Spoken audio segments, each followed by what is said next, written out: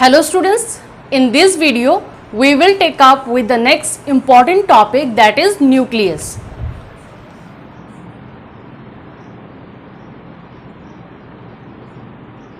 Nucleus इसको सबसे पहले डिस्कवर किया था रॉबर्ट ब्राउन ने। उन्होंने इसे ऑर्चिड ट्री के रूट्स में पाया था first time. Robert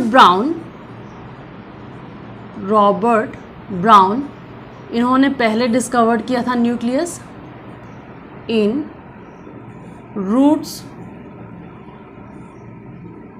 of an orchid tree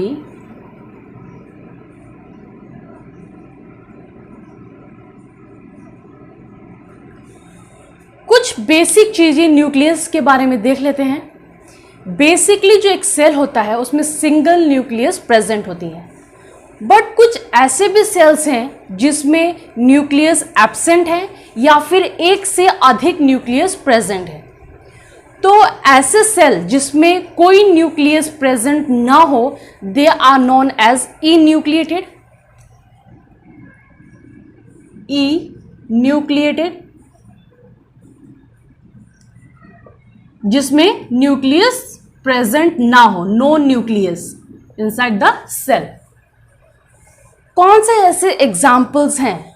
जैसे एक मैच्योर मैमेलियन आरबीसी, उसमें न्यूक्लियस प्रेजेंट नहीं होती हैं।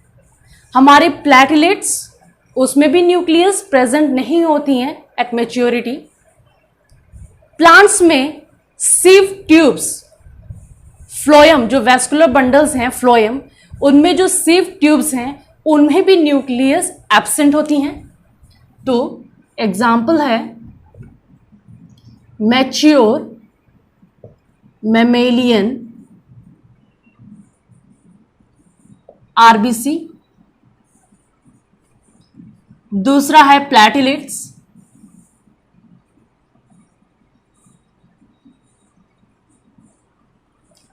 Third sieve tubes in plant। ठीक है, ये फ्लोएम, वैस्कुलर बंडल जो फ्लोएम होता है उसमें प्रेजेंट होती है।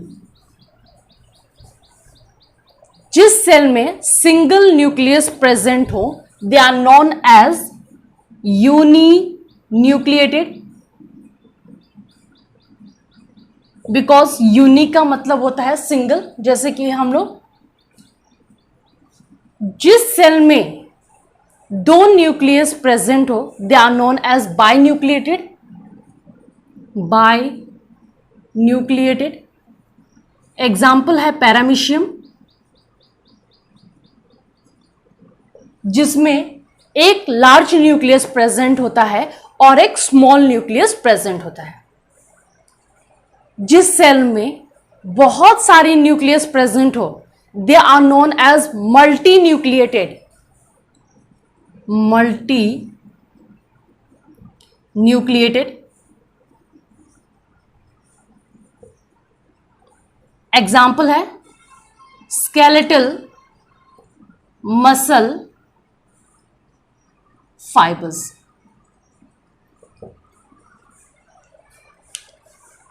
न्यूक्लियस की अगर हम पोजीशन देखें तो nucleus basically it is situated in the centre of the cell. और एनिमल सेल में क्या है, वो बिल्कुल सेंटर सिचुएटेड है, लोकेटेड है। बट प्लांट्स में क्या होता है, it is shifted to one side. और ये हमने डायग्राम में दिखाया था, बिकॉज प्लांट्स में एक लार्ज वैक्यूल प्रेजेंट होता है सेंटर में, जिसके वजह से nucleus is shifted to one side. तो याद रखिएगा, न्यूक्लियस की shape it is basically spherical, round shape होती है। अब देखिए न्यूक्लियस जो है बहुत ही इंपॉर्टेंट रोल प्ले करता है। Nucleus is known as the nucleus is known as the brain of the cell, brain of the cell। क्यों कहा जाता है इसको brain of the cell? Because it controls all the activities inside the cell. किसी भी organisms में जो भी एक्टिविटीज परफॉर्म हो रही हैं, that is due to the nucleus. जितने भी एक्टिविटीज है सबको न्यूक्लियस ही कंट्रोल करता है। It control all the activities inside the cell.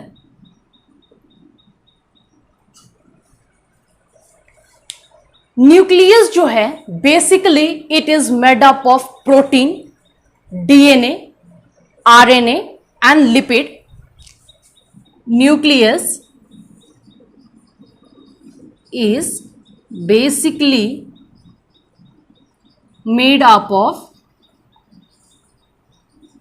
lipid, protein, DNA and RNA. DNA का मतलब है डीऑक्सी राइबो न्यूक्लिक एसिड और आरएनए का मतलब है राइबो न्यूक्लिक एसिड. न्यूक्लियस का जो स्ट्रक्चर है वो किन किन चीजों का कंसिस्ट करता है, कंपोनेंट्स क्या हैं उसके, देख लेते हैं. स्ट्रक्चर ड्रॉ कर लेते हैं पहले न्यूक्लियस का. Structure of nucleus.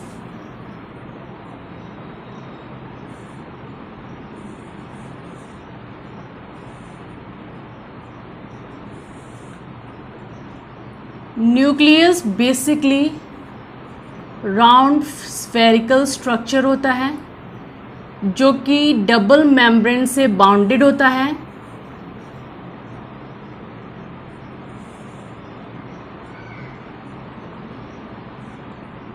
Double membrane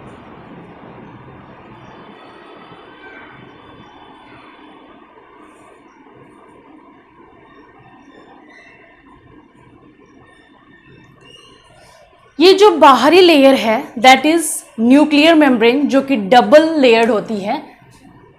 this is the outer membrane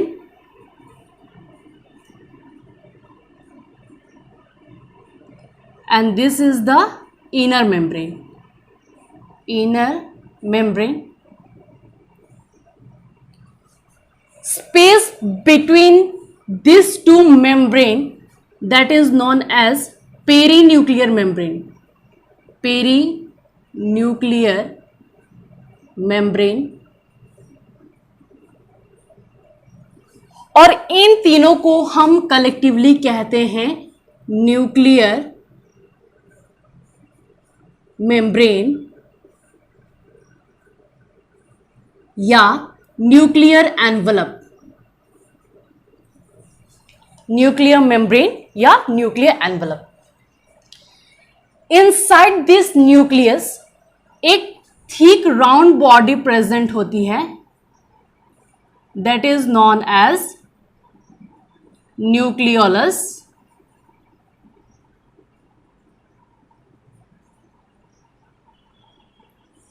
this is known as nucleolus.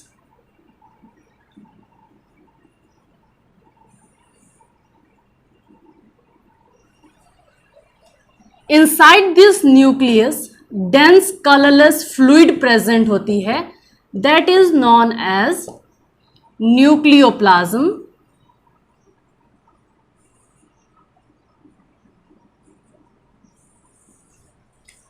और इसके अंदर प्रेजेंट होती है thread light entangle structure chromatin material.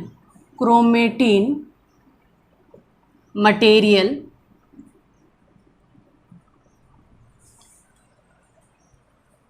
Outer membrane of the nucleus is joined with endoplasmic reticulum.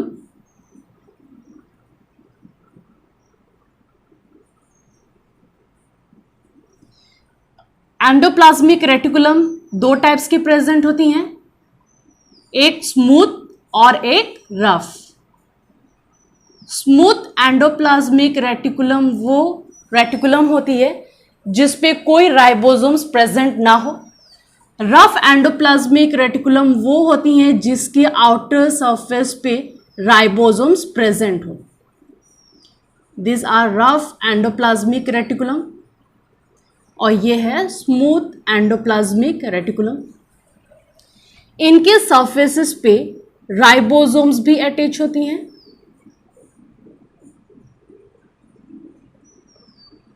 These are ribosomes.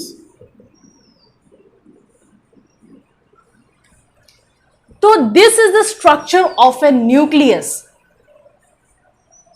सबसे important जो basic components हैं इनकी ये हैं nuclear membrane, nuclear membrane, second nucleoplasm, third nucleolus, fourth chromatin material.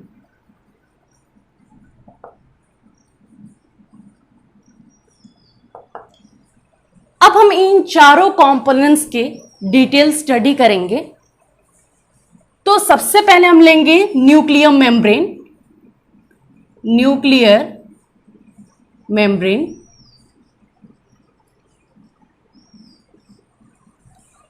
Nuclear membrane ये क्या कर रहा है? न्यूक्लियस को कवर कर रहा है।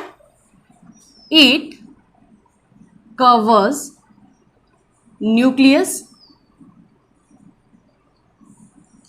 न्यूक्लियर मेम्ब्रेन को हम न्यूक्लियर एनवलप भी कहते हैं।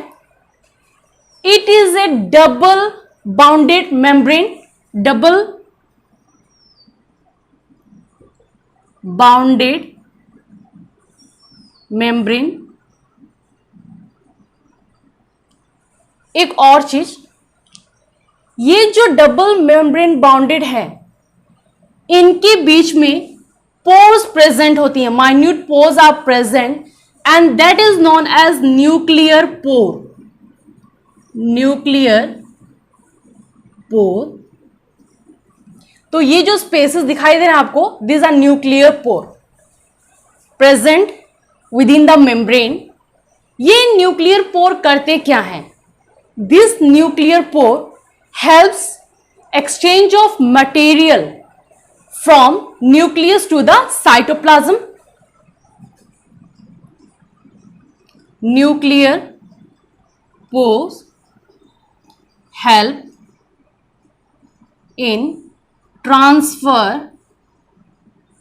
of material कहाँ से? From nucleus to cytoplasm. From nucleus to cytoplasm. जो भी इंपॉर्टेंट चीज होगी वो ट्रांसफर हो जाएंगी फ्रॉम न्यूक्लियस टू साइटोप्लाज्म। और इन दो मेम्ब्रेन के बीच में जो स्पेस प्रेजेंट है उसको हम कहते हैं perinuclear. Space between two membrane जो कि आउटर इनर मेम्ब्रेन है, space between two membrane known as perinuclear membrane. Outer surface पे एंडोप्लाज्मिक रेटिकुलम जॉइंट होती हैं। Endoplasmic reticulum is joined at the outer membrane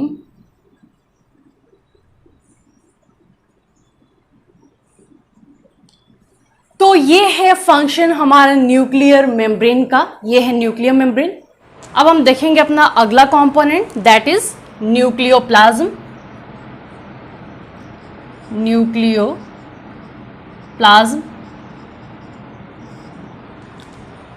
dense colorless fluid which is present inside the nucleus that is known as nucleoplasm. ये nucleus के अंदर जो dense colourless fluid दिखाई दे रहा है that is known as nucleoplasm. Dense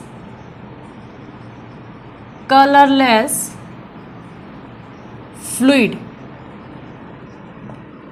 present inside the nucleus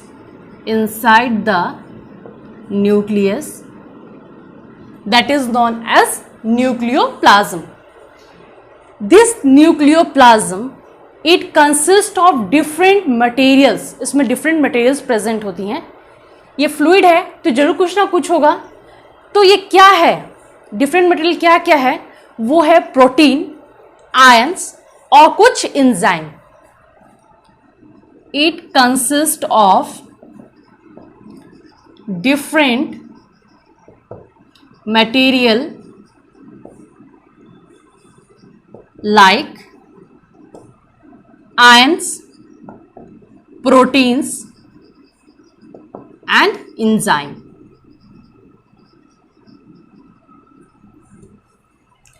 अब इस न्यूक्लियोप्लाज्म के अंदर क्या क्या प्रेजेंट है? हमारा क्रोमेटिन मटेरियल और न्यूक्लियस. इसको भी हम एज अ पॉइंट लिख सकते हैं. अब हम देखेंगे अपना अगला point, that is nucleolus. This round body, nucleolus,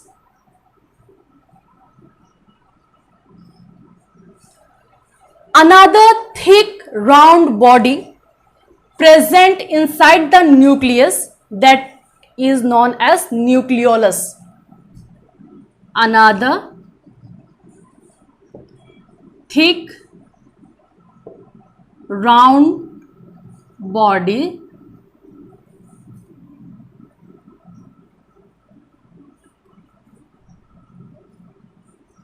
present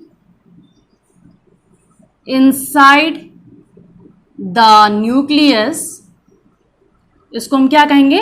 nucleolus. This nucleolus is rich in RNA and protein.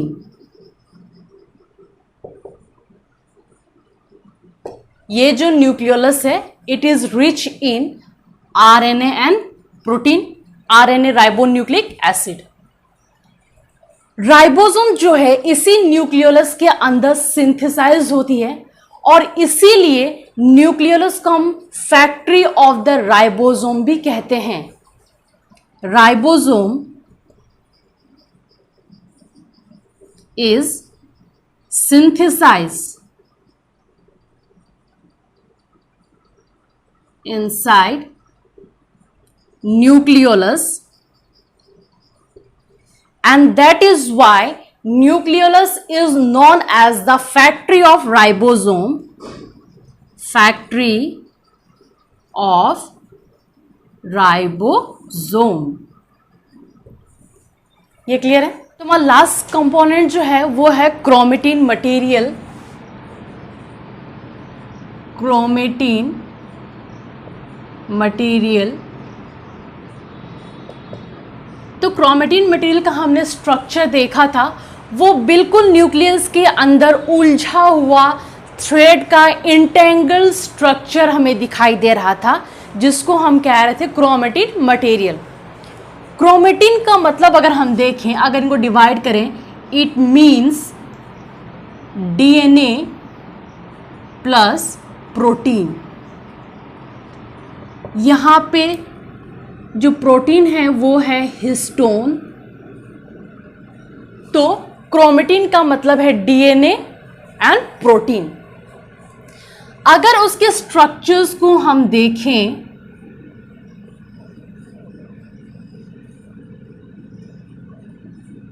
तो बिल्कुल इस तरह से उलझा हुआ इंटेंगल स्ट्रक्चर हमें दिखाई दे रहा था इनसाइड द न्यूक्लियस. हम कह सकते हैं कि उसका structure it look like a beads in the string like structure. यानी कि ये जो स्ट्रिंग लाइक स्ट्रक्चर्स में ये क्या होगा? ये होगा हमारा डीएनए और ये इसके अंदर प्रेजेंट होंगी, ये है प्रोटीन यानी हिस्टोन, बिल्कुल रैप्ड होंगी, है ना.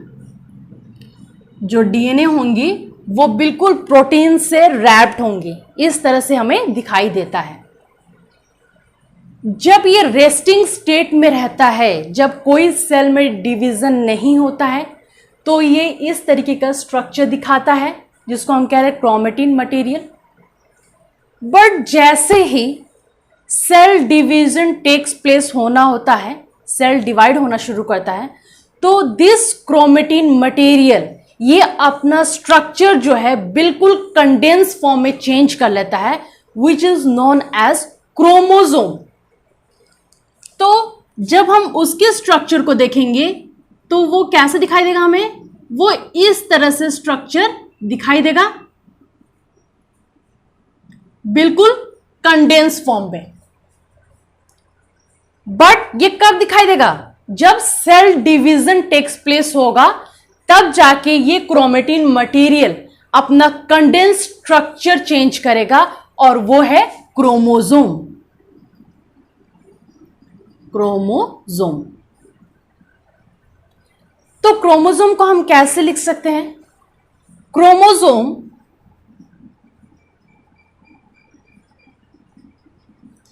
is a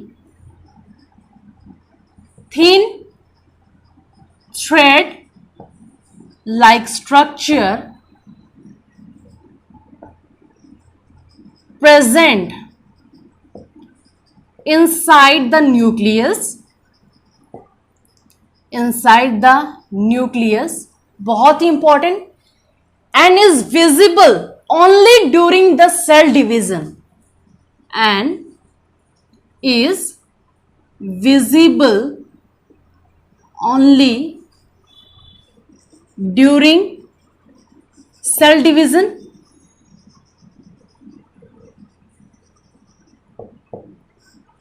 बहुत ही इंपॉर्टेंट। जब कोई सेल डिवीजन नहीं होगा तो इसका स्ट्रक्चर कैसे दिखाई देगा? बिल्कुल उलझा हुआ इंटेंगल स्ट्रक्चर। जैसे सेल डिवाइड होना होगा तो वो अपना स्ट्रक्चर जो है बिल्कुल कंडेंस फॉर्म यानी कि इस तरह से क्रोमोसोम के स्ट्रक्चर में चेंज कर लेगा। ये क्रोमोसोम करते क्या हैं? This chromosomes are responsible for inheritance of characters from the parents to the next generation in the form of DNA. यानी एक जनरेशन से, एक पीढ़ी से दूसरी पीढ़ी जब नया जनरेशन होता है तो क्या होता है, उसमें कुछ कैरेक्टर्स उसके पेरेंट्स से सिमिलर होते हैं। लोग कहते हैं ना कि या तुम्हारे कैरेक्टर्स क्या हैं, तुम्हारे पापा की तरह मिल रहे हैं या फिर तुम्हारी मम्मी से मिल रहे हैं। तो वो कैसे? तो ये जो क्रोमोसोम्स हैं वो रिस्पॉन्सिबल हैं, जो कि उन इंफॉर्मेशन को इनहेरिट कर रहा है हमारे पेरेंट्स से या हमारे नेक्स्ट जनरेशन में। किसके फॉर्म में? डीएनए के फॉर्म में। तो these chromosomes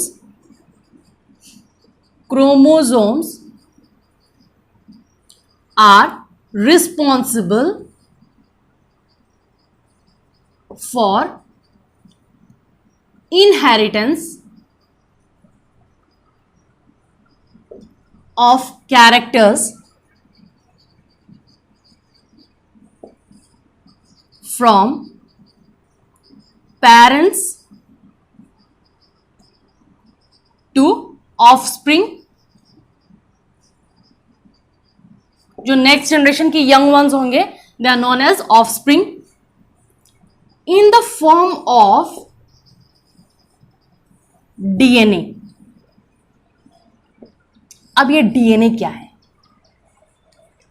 क्रोमोसोम्स जो है basically they are made up of DNA and protein. Chromosomes are made up of DNA and protein। DNA का मतलब है डीऑक्सीराइबोन्यूक्लिक एसिड। अगर हम इसके स्ट्रक्चर को देखें तो ये बिल्कुल एक डबल मेम्ब्रेन बाउंडेड स्ट्रक्चर की तरह दिखाई देता है। ठीक है, ये करता क्या है? ये जो डीएनए है it is responsible for carrying all the necessary information. ये सारी नेसेसरी इंफॉर्मेशन को कैरी करता है for constructing and organising the cell. जैसे कि एक इंजीनियर अपना काम करता है ना कि अपने बिल्डिंग्स को कैसे शेप, कैसे स्ट्रक्चर, कैसे ऑर्गेनाइज करना है, कैसे कंस्ट्रक्ट करना है, वही काम है हमारा डीएनए का। वो जितनी भी नेसेसरी इंफॉर्मेशन है कि सेल्स को कैसे कंस्ट्रक्ट किया जाए या सेल को कैसे ऑर्गेनाइज किया जाए, वही फंक्शन है हमारा डीएनए का। तो it carry all the necessary information for construction and organising the cell. DNA carry necessary information for construction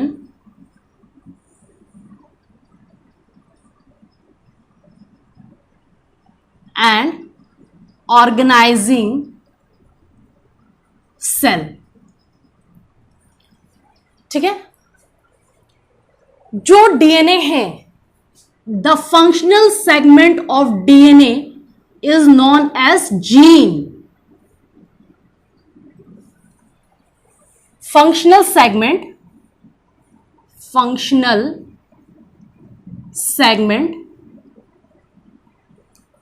of DNA, उसको हम क्या कहेंगे? जीन। और यही जीन रिस्पॉन्सिबल होता है सारे इनहेरिटेंस के लिए, कैरेक्टर्स जो कि पेरेंट्स से ऑफस्प्रिंग में ट्रांसफर होता है। तो क्या चीजें याद रखनी है? बेसिकली ये याद रखिएगा, सेल के अंदर क्या प्रेजेंट होता है? न्यूक्लियस, है ना। सेल के अंदर प्रेजेंट हुआ हमारा न्यूक्लियस। न्यूक्लियस के अंदर प्रेजेंट है हमारा क्रोमेटिन मटेरियल, और वो क्रोमेटिन मटेरियल जब सेल डिवाइड होना होता है तो वो कंडेंस फॉर्म में चेंज हो जाता है, जिसको हम कहते हैं chromosome. And this chromosome it contain DNA. Chromosome के अंदर क्या होगा? डीएनए। और इस डीएनए का जो फंक्शनल सेगमेंट होगा वो होगा जीन। तो याद रखेगा, सेल के अंदर प्रेजेंट होगा न्यूक्लियस, न्यूक्लियस के अंदर प्रेजेंट होगा क्रोमोसोम, और क्रोमोसोम्स के अंदर प्रेजेंट होंगी डीएनए। और डीएनए का जो फंक्शनल सेगमेंट होगा that is known as gene, जो कि रिस्पॉन्सिबल है इनहेरिटेंस ऑफ कैरेक्टर्स अपने पेरेंट्स से नेक्स्ट जनरेशन में।